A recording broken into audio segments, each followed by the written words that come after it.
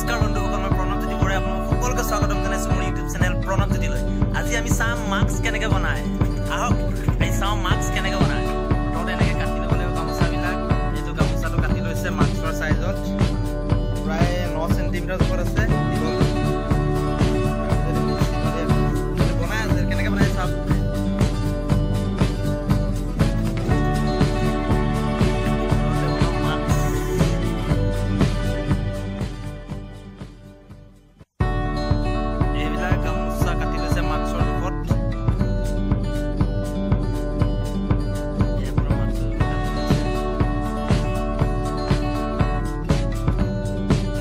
কেনেকৈ মাস্ক বনায় ঘৰতে গামোচাৰে কেনেকৈ মাস্ক বনায় আপোনালোকে দেখি আছে চাওক।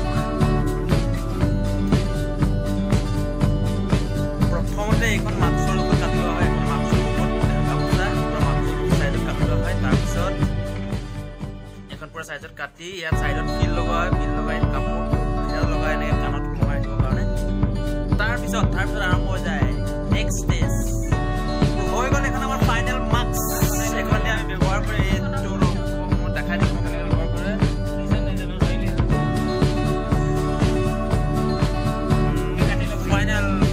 ফাইনেল হৈ গ'ল মাস্ক এখন।